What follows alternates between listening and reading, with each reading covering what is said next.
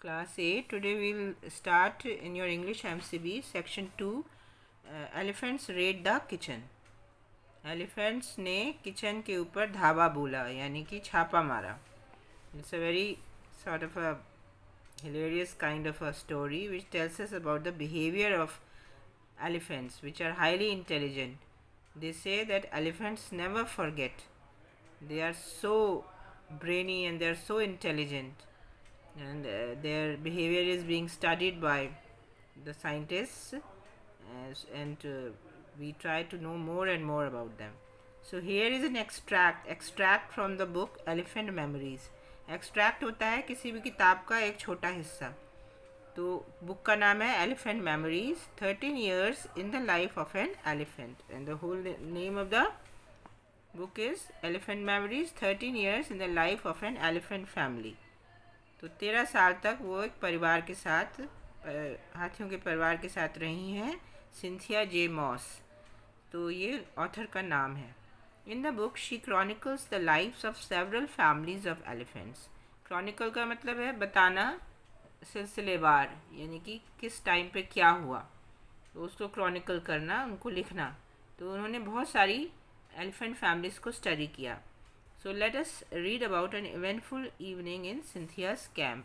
तो एक बार उनके कैंप में, वो जंगल में जाके रहती हैं और हाथियों को स्टडी करती हैं, तो वहाँ क्या हुआ उसका बड़ा ही रोचक वर्णन है. Tuskless, Teddy, and the others began feeding around the periphery of the camp. Periphery means the outer edge of a particular area, बाहर का एरिया, यानी कि जंगल के बीच में उन्होंने अपना कैंप बनाया. तो उसके कैंप के जो आसपास का जो बाहर का एरिया था, वहाँ पे जो दो हाथी थे, एक तो थी टस्कलेस. टस्क, उसके टस्क नहीं होंगे, टस्क जानते हैं ना, हाथी दांत, तो उसके नहीं होंगे, तो उसका नाम टस्कलेस रख दिया. और एक हाथी का नाम लोगों ने टेडी रख दिया. तो ये जो थे कैंप के आसपास खाने पीने लग गए, चरने लग गए. Apparently minding their own business and concentrating on eating grass.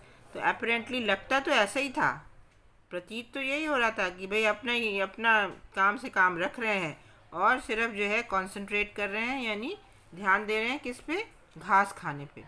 The elephants are very very sensible, you know, they will show something and they will mean something else.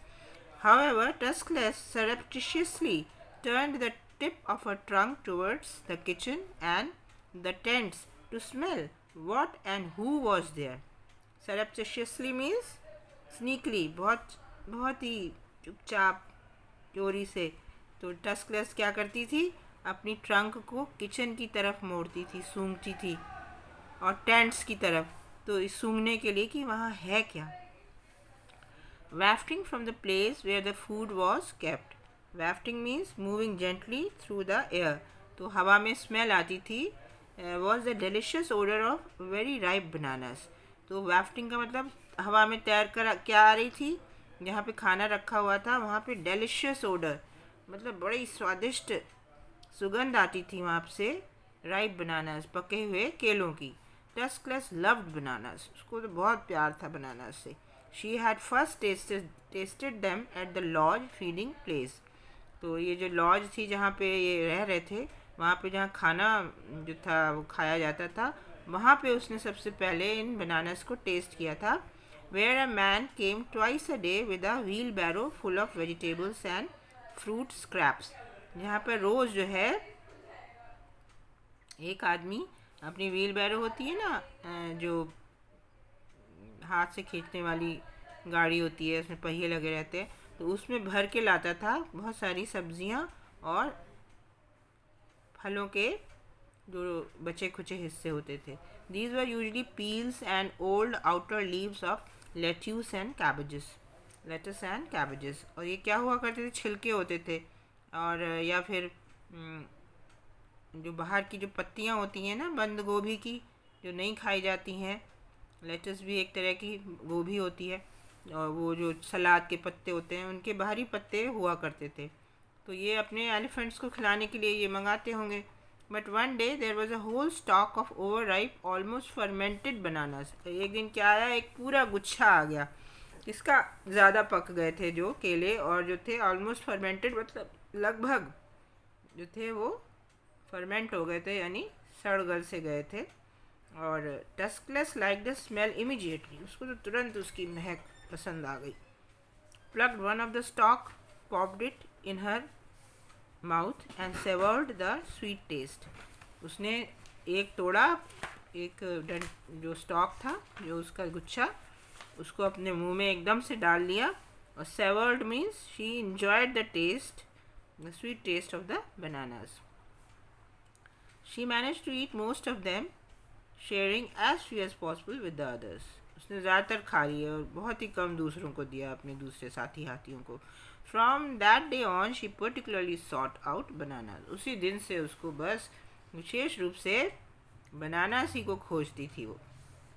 On this evening the smell was irresistible. आज की शाम तो जो खुशबू आ रही थी वो तो बिल्कुल ही ऐसी थी जिसको अवॉइड ना किया जा सके, जिसको रोका जा सके, यानी कि जो उसको लालच आ गया था बहुत ज़्यादा.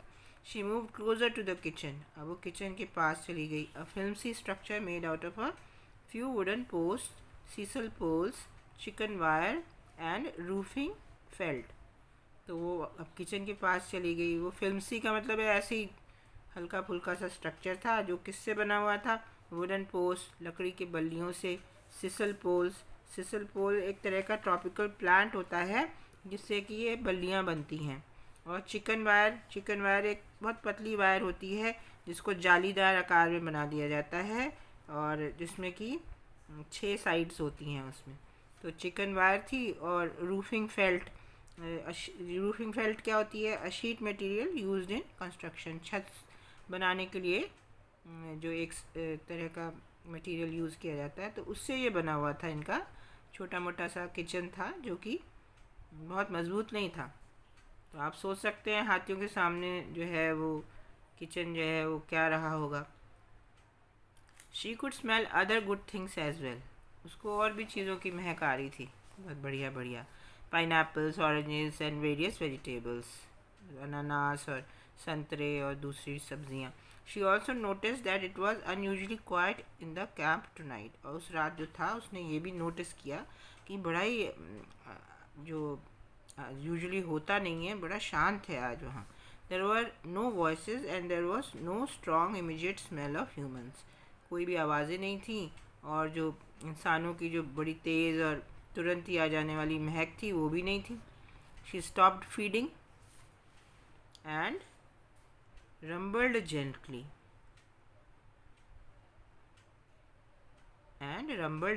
अब उसने खाना बंद कर दिया.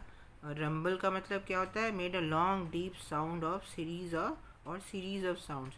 हाथी जैसे आवाज़ें करते हैं ना, ग्रंट करते हैं, तो वैसे उसने किया. Tania answered from among the palms with her unmistakable long rolling rumble. तो उनकी एक और एलिफेंट थी, फीमेल एलिफेंट, तानिया नाम रखा था उसका.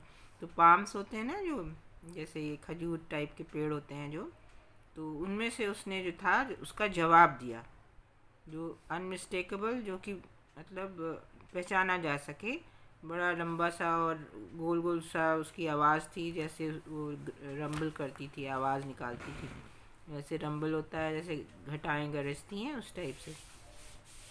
But stayed where she was. लेकिन वो आई नहीं वहाँ पे. Teddy, Tony and Tilly also answered and they walked over to join टस्कलेस.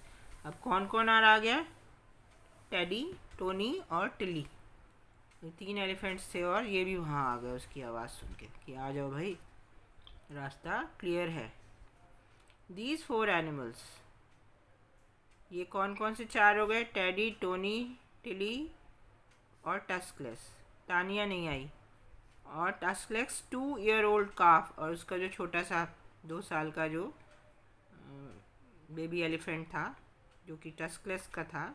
Slowly approach the kitchen. धीरे धीरे ये लोग किचन की तरफ चल पड़े. With their Trunks held out in front of them. और आगे उन्होंने अपनी सूंडें निकाल रखी थी कि आगे से कोई भी खतरा हो या खाने हो तो उसको पहचान सकें. They got with in a few feet and stopped and listen. तो अब वो किचन से थोड़ी देर फीट रुक कर और सुनने लगे. Still there was no sound of people. There were no sound of people. कोई आवाज़ नहीं आई किसी की. Tuskless reached her trunk out and felt the outer wall of the kitchen. Tuskless ने अपनी जो सूंड को बाहर निकाला और किचन की बाहरी दीवार को टच किया. She wrapped her trunk around a sisal pole and pulled. उसने अपनी जो सूंड थी उसको एक सिसल पोल के चारों तरफ लपेटा और खींचा। There was a tearing noise as the pole was wrenched away. और एक टूटने की आवाज़ आई जबकि जो पोल जो था वो टूट गया और it gave away. No one came out of the tent. अभी भी कोई नहीं आया टेंट से बाहर, कोई था ही नहीं उस दिन कैंप में टू चेस देम, जो उन्हें भगा सके। So the others move towards forward and also started pulling on the poles and the wire. अब बाकी भी आगे उनकी हिम्मत बढ़ गई। उन्होंने भी जो थे वो बल्लियों को उखेड़ना शुरू कर दिया और वायर को तोड़ना शुरू कर दिया। Tuskless quickly made a sizeable hole in one wall of the kitchen. और टस्कलेस ने बहुत जल्दी ही किचन की वॉल में एक बड़ा सा होल बना लिया। She reached her trunk in and try to feel for the bananas. अब उसने अपनी सूंड अंदर डाल के उसने सोचा बनानास को देखूं कहाँ है, but they were on the opposite side of the kitchen. वो दूसरी तरफ थे। And a table and a cupboard were in her way. रास्ते में एक मेज़ थी और एक अलमारी थी। तो she became impatient and leaned her head against the wall and pushed. अब तो ये अधीर हो गई खाने के लिए बनानास को। तो उसने जो था अपना सर जो था दीवार पे लगा के उसको लगा के और उसको धक्का दिया। The building swayed before collapsing sideways. अब पूरी की पूरी बिल्डिंग जो थी वो हिलने लगी और फिर एक साइड में कोलैप्स कर गई, माने गिर गई। The bananas were under the tilted over wall of the roof. और बनानास किसके नीचे आ गए? जो गिर गई थी जो छत, उसके नीचे आ गए और दीवार के नीचे। But Tuskless was undeterred. लेकिन टस्कलेस जो थी वो did not stop her from getting to her goal. बिल्कुल ही जो विचलित नहीं हुई। She went around to the other side which was more or less intact. अब वो दूसरी तरफ गई जहाँ पर जो अभी भी इंटैक्ट थी, जो टूटी नहीं थी। And started forcing her way through that wall. अब उस दीवार में अब वो अंदर जाने की कोशिश करने लगी। When she got her head inside, she began to pull things out. अब जब उसका सर अंदर पहुंच गया, अब उसने चीज़ों को निकालना शुरू कर दिया। Push things over, उसने धक्का देना शुरू किया। Open things up, चीज़ों को खोलना शुरू किया। And gather as much food as she could. उतना खाना उसने इकट्ठा करने लग गई जितना कि वो कर सकती थी। ये देखिए एलिफेंट्स जो हैं, they are raiding the kitchen. ये उसका छोटा काफ है। And there are 4 of them, right? ये 1 2 3 4 हैं। The bananas went first. सबसे पहले तो bananas खाए गए. Of course, closely followed by the pineapples, oranges, mangoes and papayas.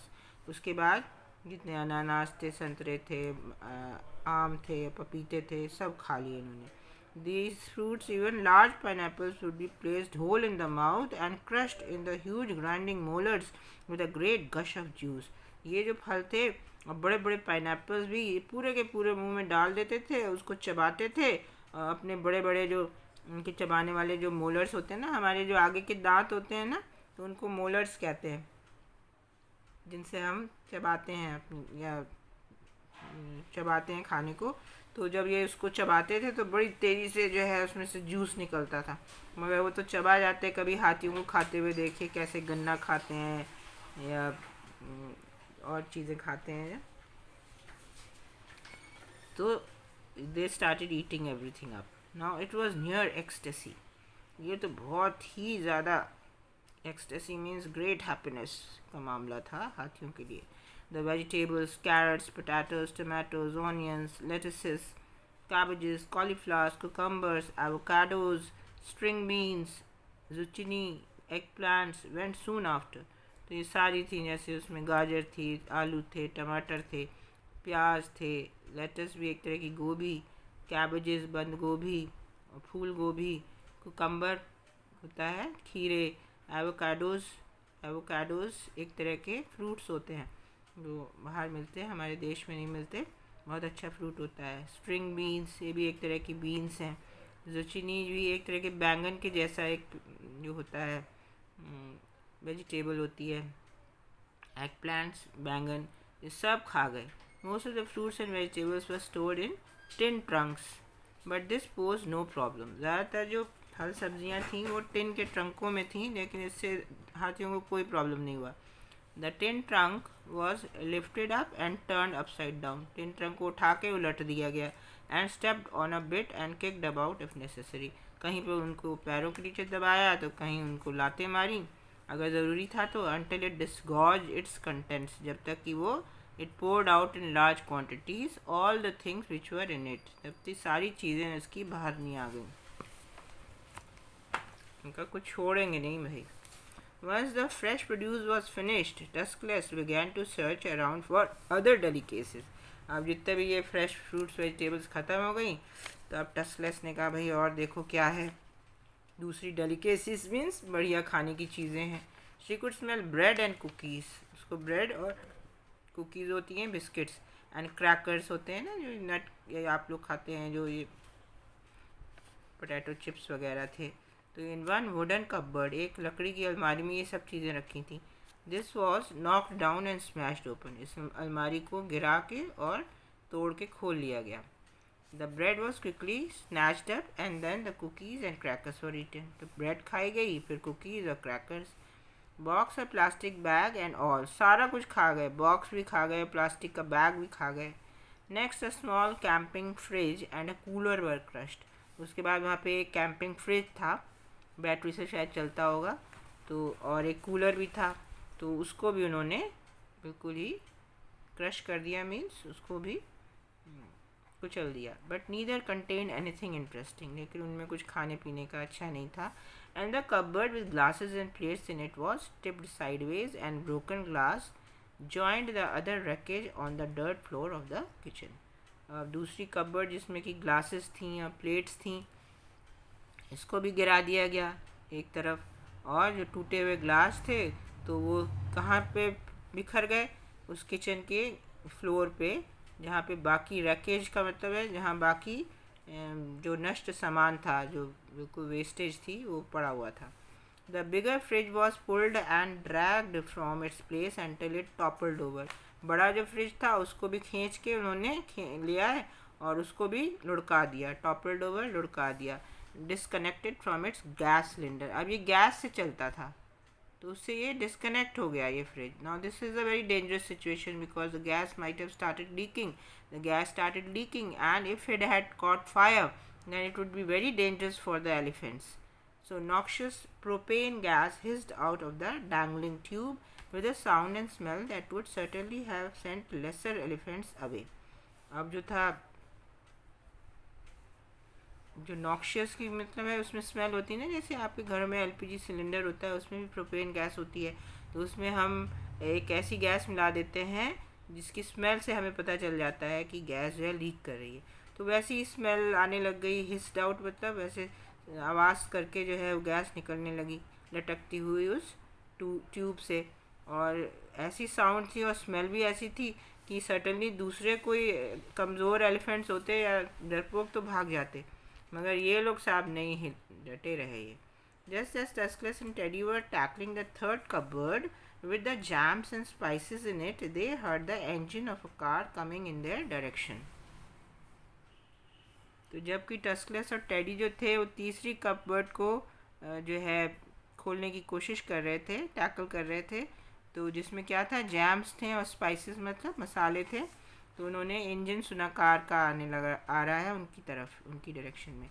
A few minutes later, the headlights swept around a clump of palm trees at the clearing entrance and shone brightly on the 5 elephants standing in, on and around the totally destroyed kitchen. तो कुछ minute के बाद ही जो headlights थी car की वो चारों तरफ फैल गई. क्लम्प ऑफ पाम ट्रीज, जो चारों तरफ उनके जो ये क्लम्प होता है ना, जो बहुत झुंड होता है पेड़ों का, जो पाम ट्रीज़ के जो झुंड था उसमें चारों तरफ लाइट फैल गई. और कहाँ फैल गई लाइट? क्लियरिंग एंट्रेंस, जो जहाँ से प्रवेश करते थे किचन में. और कहाँ पे चमकने लग गई ये लाइट? उन 5 एलिफेंट्स के ऊपर, जो अंदर भी खड़े थे, ऊपर भी खड़े थे और चारों तरफ भी खड़े थे. किसके? बिल्कुल नष्ट हो गई रसोई के. The car hesitated for only a moment and then the engine roared. अब कार जो थी, ये लोग आ गए थे उसमें, तो हेजिटेटेड, 1 मिनट तो वो रुका, जो ड्राइवर जो भी था, और उसके बाद engine roared, अब उनका कार का इंजन था वो गरजा, and the car headed for them, और वो कार उनकी तरफ दौड़ी, उसकी तरफ उन्होंने चढ़ाई क्योंकि उन्हें भगाना था ना. Each elephant grabbed the last trunk full and started banking और टर्निंग अवे. हर अभी भी उन्होंने जो था डरे नहीं, लास्ट मोमेंट पे भी जो कुछ वो अपना समेट सकते थे अपनी सूंड में वो लेके और जो है पीछे हटे और मुड़ने लगे. रिलक्टेंटली अबंडनिंग द बैंके, और बहुत ही झिझक से उन्होंने अबंडन किया, मतलब छोड़ा क्या, उस बैंके होता है ना जो खाने पीने का सामान, अभी भी छोड़ना नहीं चाह रहे थे. डरते नहीं थे, उन्हें पता था ये हमें हार्म नहीं करेंगे. Tuscaloosa held her ground a little longer than the others, but the vehicle came straight for her.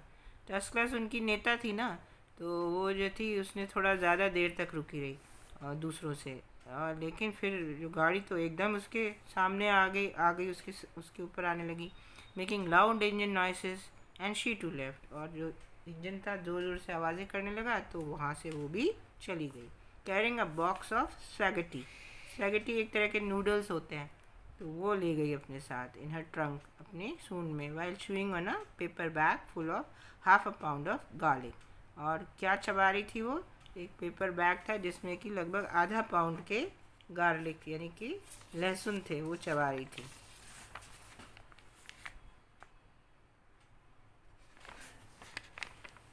You see that how clever the elephants were.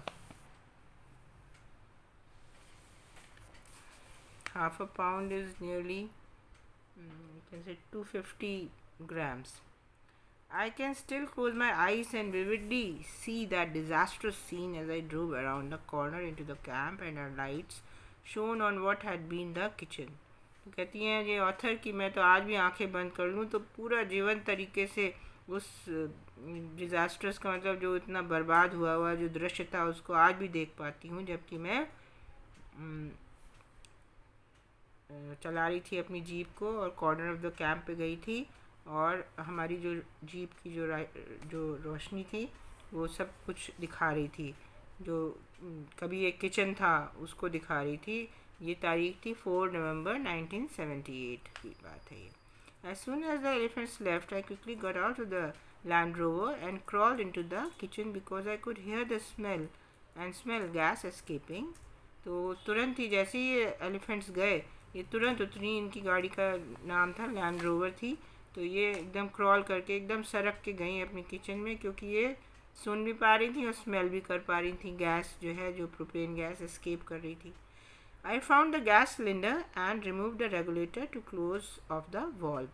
तो उन्होंने जो है गैस सिलेंडर ढूंढा, उसका रेगुलेटर को रिमूव कर दिया ताकि वॉल्व को जो था उसको बंद कर सकें. I thought later how horrible it would have been if a spark had set off the gas while the elephants were there. वो सोचने लगी कितना बुरा हो जाता अगर एक ज़रा सा कोई चिंगारी वहाँ चल जाती और गैस जो है वो जल पड़ती, और फिर जबकि वहाँ एलिफेंट्स थे. The rickety dry kitchen would have gone up in flames in seconds. जो वो टूटा फूटा सा जो सूखी सी जगह थी किचन जो था वो तो तुरंत ही जैसे आग की लपटों में घिर जाता सेकेंड्स में.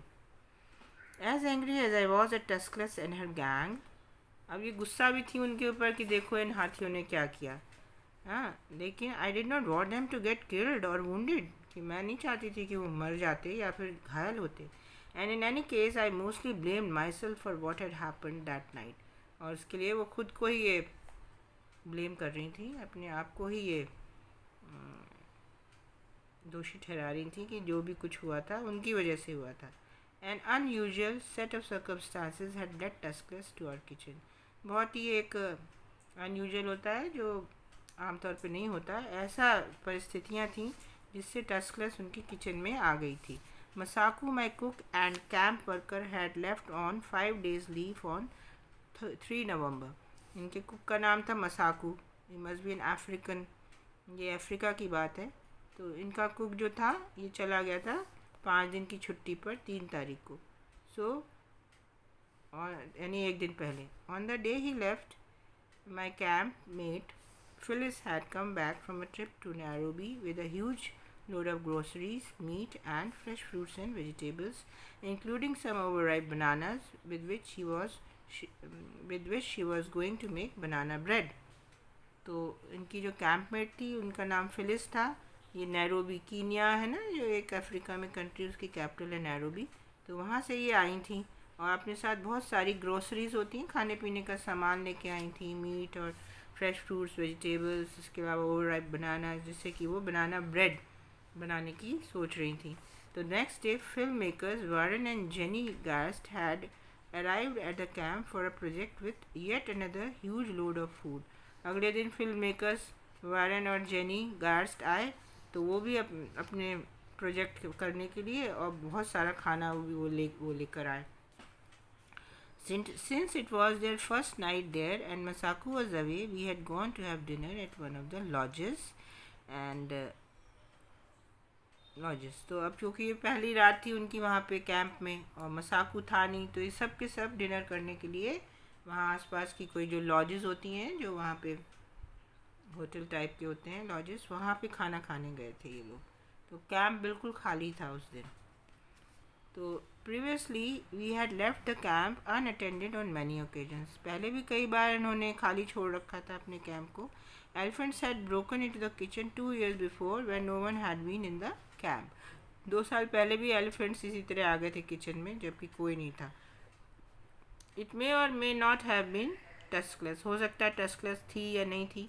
There were also a few males around who raided camps then. तब भी कुछ ऐसे नर हाथी थे जो आ जाते थे और कैंप के ऊपर हमला बोल देते थे. After that we carefully put food away and closed all the trunks to reduce the tempting odors and we had not been raided again. तो उसके बाद ये लोग केयरफुल हो गए थे, तो ट्रंकों में खाना बंद कर दे रखते थे ताकि रिड्यूस कर सकें, कम कर सकें. टेम्पटिंग मतलब ललचाने वाली, ओडर्स माने खुशबुओं को, खाने की खुशबुओं को, और इसलिए वो बंद रहता था खाना. तो उसके बाद हाथी आके उन्होंने कभी भी हमला नहीं बोला था.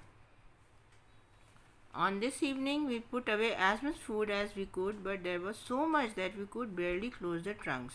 उस शाम को भी उन्होंने जितना खाना वो बंद कर सकते थे कर दिया था, लेकिन ट्रंक्स जो थे बंद ही नहीं हो पाए क्योंकि बहुत ज़्यादा खाना था. We even locked some food in the Toyota so that it would not be left exposed in the kitchen. कुछ खाना इन्होंने अपनी गाड़ी टोयोटा थी उसमें भी बंद कर दिया था ताकि किचन में वो ना एक्सपोज हो, यानी नज़र ना आए, उसकी महक ना आए. In the early evening we had seen Tuskless heading in our general direction. We should have known better. शाम को उन्होंने टस्कलेस को देखा तो था अपने कैंप की तरफ आते हुए लगभग, लेकिन जो है उनको इतनी समझ नहीं आई कि ये कहीं खोजबीन में है कि हम किसी तरह इनके खाने पीने पे धावा बोल दें. So by the latter half of 1978, Tuskless had become very very bad about raiding camps. और 1978 के जो आखिरी हिस्सा था, नवंबर दिसंबर की बात है, ये तो बहुत ज़्यादा जो थी ख़राब हो गई थी और रेड करने लग गई थी कैंप्स को. बहुत हिम्मत बढ़ गई थी इसकी. She and her group sometimes raided as many as 3 or 4 camps a day, both at night and in the daytime. तो 3-4 कैंपों में ये धावा बोल देती थी, दिन में भी और रात में भी. She checked out her camp almost daily. रोज़ ही ये चेक करती थी इनके कैंप को. But when she got too interested in the kitchen, she was chased away by Masaku. लेकिन जब ज़्यादा आने लगती थी किचन के पास तो मसाकू उसे भगा देता था. He usually just had to come out of his tent and she and the others would move off. वो सिर्फ बाहर आ जाता था अपनी टेंट से और ये लोग चले जाते थे. Nonchalantly feeding as if they had never even known there was a kitchen in the camp. Nonchalantly, बिना विचलित हुए, और ऐसे खाते हुए चले जाते थे कि जैसे उन्हें तो पता ही नहीं होता था कि भाई कैंप में किचन भी है. Elephants are very clever. So we thought we had arrived at some sort of an understanding with Tuskless, but obviously had not. हमने सोचा था भाई किसी तरह का समझौता हो गया हमारे और टस्कलेस के बीच में, लेकिन जाहिर सी बात थी कि ऐसा कुछ नहीं था. She was just waiting for her chance. वो तो बस अपने मौके की तलाश में थी जो आज उसको पूरा हो गया. And what a reward she got. क्या उसको मिला, इसका फल कितना बढ़िया मिला. She and others ate all our fresh food except for what was in the Toyota and most of our staples. और सभी खा गए हमारा फ्रेश फूड जो स्पायर्स के जो टोयोटा में था, और स्टेपल्स होते हैं ना, जैसे राइस है या ब्रेड वगैरह, वो सब खा गए। स्टेपल डाइट होती है जो बेसिक डाइट होती है, जैसे हम रोटी चावल खाते हैं ना, तो इनका भी ब्रेड था या जो भी राइस थे, बिस्किट्स थे, सब वो खा गए। What they did not eat they almost mostly ruined, जो नहीं खा सके उसे बर्बाद कर दिया। It was a horrific mess, बहुत ही भयानक वो जो था, बिल्कुल बर्बादी थी। We started cleaning things up, working till after midnight, हमने सफाई शुरू करी, आधी रात तक सफाई करते रहे। We needed putting the refrigerator and one cupboard with the remaining food in a closed vehicle in case the elephants decided to come back. अब हमने जो था रेफ्रिजरेटर को सही किया, और एक अलमारी को भी, जिसमें कि विद द रिमेनिंग फूड, जिसमें थोड़ा बहुत खाना बचा था, उसको हमने एक बंद अपनी गाड़ी में रख दिया, ताकि कहीं फिर से एलिफेंट्स वापस ना आ जाएं। तो एलिफेंट्स जो थे ये इतने वो थे, you know, the elephants can be very bad at times. Sometimes they might even kill people, and otherwise they are very friendly and very interesting animals, and they are highly intelligent. Cynthia Moss is a, ये 1940 में born हुई है, so I wonder if she is still alive. She must be now 80 years old. Find out if she is still there. Conservationist मतलब पर्यावरणविद हैं, ये जो सुरक्षा करते हैं हमारे पर्यावरण की। वाइल्ड लाइफ रिसर्चर, जंगली जानवरों पर रिसर्च करती हैं, and writer. She studied the elephants in Kenya's Amboseli National Park for over 27 years. तो ये केनिया, नैरोबी का, जो केनिया जिसकी कैपिटल नैरोबी है अफ्रीका में, उसका एम्बोसेली नेशनल पार्क में 27 साल तक ये जो है रिसर्च करती रही हैं एनिमल्स के ऊपर, एलिफेंट्स को। Her long term research has revealed much of what we now know about these complex and intelligent animals. तो इन्हीं की जो इतनी रिसर्च है उससे रिवील हुआ है, उससे हम पता चला है कि जो भी आज हमें अपने इन एलिफेंट्स के बारे में, बहुत कॉम्प्लेक्स हैं, बहुत ही इनका जो सोशल सिस्टम होता है एलिफेंट्स का काफ़ी जटिल होता है, और बहुत इंटेलिजेंट होते हैं। उनके बारे में आज जो भी हम जानते हैं वो इन्हीं सिंथिया मॉस की रिसर्च की वजह से है। तो ये आप कर लीजिए इसके question answer. She stop feeding and rumbled gently, Tuskless rumbled to signal other elephants to come, दूसरों को बुलाने के लिए। Now each elephant grabbed a last trunk and started backing or turning away, reluctantly abandoning the banquet. The elephants left reluctantly because they wanted to look for more food in the collapsed kitchen. Second wala hai iska answer. Now answer the following questions.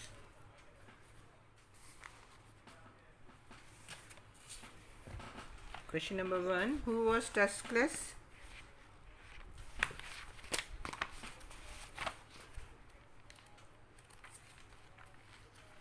Tuskless was a female elephant who had somehow lost her tusks, a part of the herd that lived close to where the author and her friends were camping.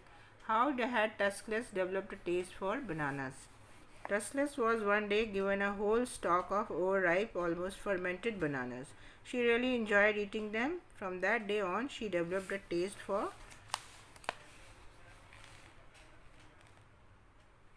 bananas and particularly sought them out. I'll send you a photograph of this. How did the elephants enter the kitchen? Tuskless broke a pole of the tent. Others broke rest of the poles. A hole was made in the kitchen wall.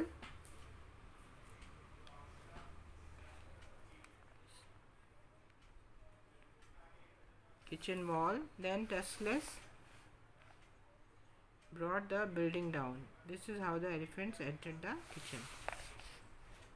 Getting food out of the tent was not easy for Tuskless. Explain. Tuskless had to break a pole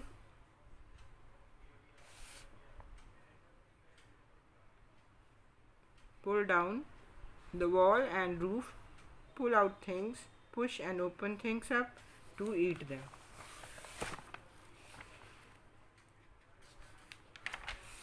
What was near ecstasy for the raiders? The elephants had their fill of vegetables and fruits, which was near ecstasy. Great joy for them. What did the narrator first do on her arrival at the camp? The narrator headed her car towards the elephants to chase them away. She crawled into the kitchen. She could smell and hear the LPG escaping.